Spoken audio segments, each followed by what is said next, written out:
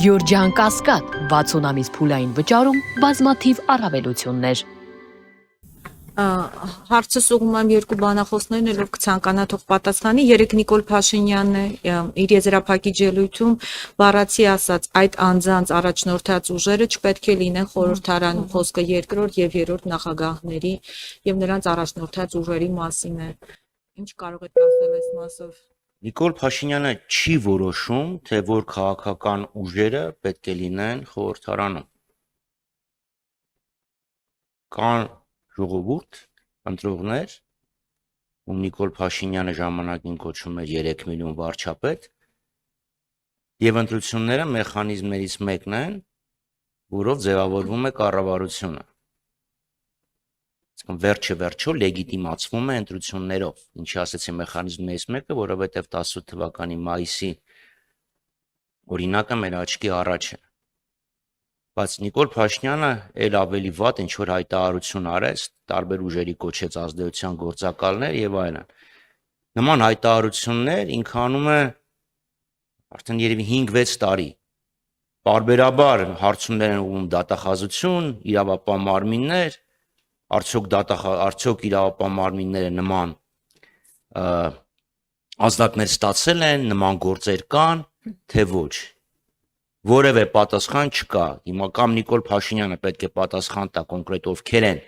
ազդեցության գործակալները եւ դատարանում պաշտպանի իր հայտարարությունը, կամ պետք է իրավապահ մարմիններին կանչի եւ հեռացնի, կամ իրավապահ մարմինները այսօր առավոտյան պետք է ԱԱԾ ջոկատներ ուղարկեին տարբեր մարդկանց տներ, ինչը իրանք անում են, այսինքն հասել ենք նույնիսկ նրան, որ մարդկանց ում խուլիգանության մեջ են մեղադրում, ուղղակի դեռ մեղադրում, ԱԱԾ-ն է բերում երեխաների աչքի առաջ ստրեսի ենթարկելով ընտանիքը, բայց այն որ ինքը չի բացառում տարբեր կուսակցություններ արգելել, որովհետև հասկանում է, որ արդար պայքարում կկորցնի, կարծում եմ ավելի ակնհայտ չէր կարող լինել մանավանդ իր երեկվա հայտարարությունից հետո։ Ես շարունակեմ պարոն Խաչատրյանին, պարոն Խաչատրյանի խոսքի սկիզբը դա նորմալ ժողովրդավարական սահմանադրական երկրի մասին է խոսքը, երբ որ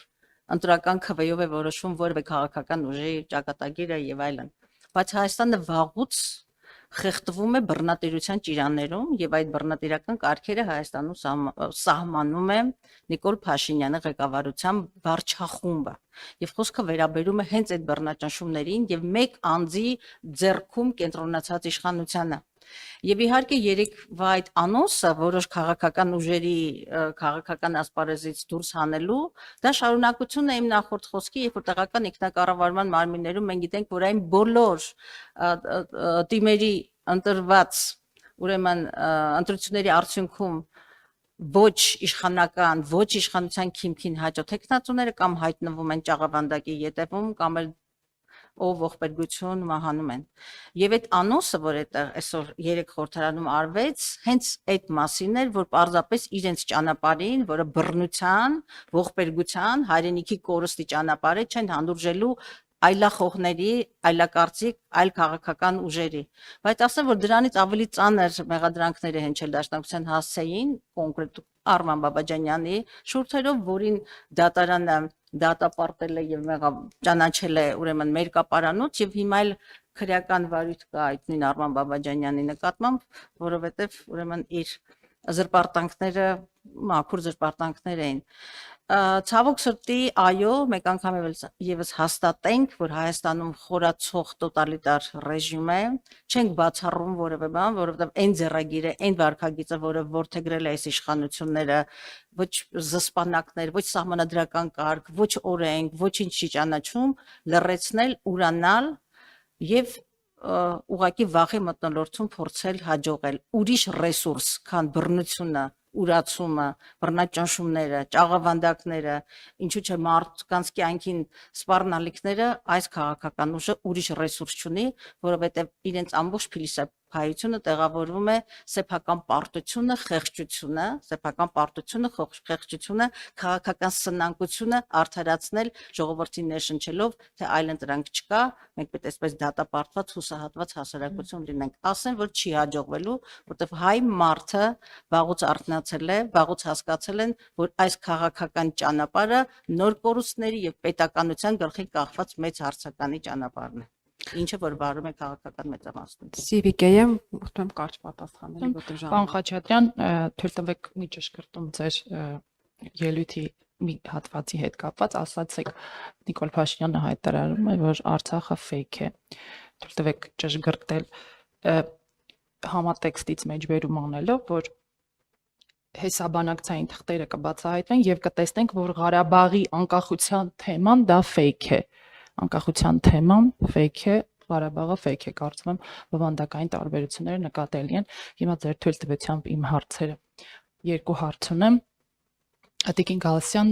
անդրադարձակ տեղական ինքնակառավարման մարմինների ընտրություններին, գիտենք, որ նոյեմբերի 16-ին վաղարշաբաթ խոշորացված համայնքում տիմ ընտրություններ են եւ հայ հեղափոխական դաշնակցությունը դաշինք կազմած մասնակցում է ընտրություններին։ Տիկին Գալստյան, հետաքրքիր է ինչու դուք եւ խմբակցության այլ անդամներ, կուսակցության այլ անդամներ չեք աջակցում ձեր տեխնազոին, համայնքապետի ղեկավարի տեխնազոին։ Ձեր տեխնազոն հայտարարում է, որ օրինակ քաղաքացիական պայմանագրի ցուցակը գլխավորող Արգիշտե Մեխակյանի ձեռքը բռնած մարզպետ ՏԿ նախարարը եւ այլ պատգամավորներ նախարարներ շրջում են, ծափ են տալիս եւ այլն։ Հետաքրքիր է դուք ինչու չեք աջակցում ձեր տեխնազոին, ժամանակի սղության պատճառն է, խուսափում եք, թե այլ պատճառներ կան։ Սա առաջին հարց, ձեր թույլ տվությամբ նաեւ երկրորդը։ Շնորհակալ եմ։ Ուրեմն առաջի հարցի հետ կապված Արցախի թեման դա Արցախի կարգավիճակի թեման է։ Եվ խոսքը գնում էր Արցախի անկախության եւ բնականաբար երբ ասում ես Արցախի թեման, բնակի նկատի ունես Արցախի կարգավիճակի։ Իդեպ Նիկոլ Փաշինյանը Արցախ չել ասել, Ղարաբաղ է ասել։ Այսինքն դա այդ բարձ ճշգրտումն է, որովհետեւ խոսքը գնում է դրան։ Իսկ ինչ վերաբերում է բանակցություններին, 8 տարի է համարյա վարչապետ է, ինչի են նոր ուզում հրապարակել բոլոր փաստաթղթերը։ Գիտեք, թուրքերը նույնն են անում։ Իրանք մաքրեցին իրենց արխիվները, ինչ որ բաներ միգուցե ավելացրեցին, ինչ որ բաներ պակասացրեցին, եւ հետո ասեցին դե հիմա արխիվները բացի եկեք նայեք եւ զարմանալի չի, որ որևէ մեկը չգնաց թուրքական արխիվները։ Այդ թղթերը իրանք ունեին շատ ավելի շուտ եւ բոլոր թղթերի բովանդակությունը հայտնի է, թերևս բացի նրանից, թե ինչ է իրենց առաջարկվել 19 թվականի հունվիսին Միացյալ Նահանգներում։ Բայց կսպասենք, թող բացահայտվեն, կհանմատենք այլ աղբյուրների հետ։ Շատ կարճ ասեմ, ինձ թվում է դուք բավարար տեղեկացված չեք կամ բավարար ուշադիր չեք հետևել, որտեղ հաղթանակ դաշինքում դաշնակցական տեխնատուներ նույնիսկ մենք ունենք եւ մենք աջակցում ենք եւ մեր անձնական աջակցությունը նկատի ունեք անձնական մեր աջակցությունը, եթե խոսքը ֆիզիկապես այնտեղ լինելու համար մենք եղել ենք այնտեղ, շատ համայնքներում ենք եղել, բայց կոնկրետ եթե խոսքը երեկվա մասին էր, այստեղ բյուջեի քննարկումը ավելի կարևոր օրակարգ էր այդ պահին եւ մենք ասելիք ունեինք, բայց հաղթանակ դաշինքին ոչ միայն աջակցում ենք, այլև հաղթանակ ենք մաղթում եւ վստահ ենք այդ հաղթանակով։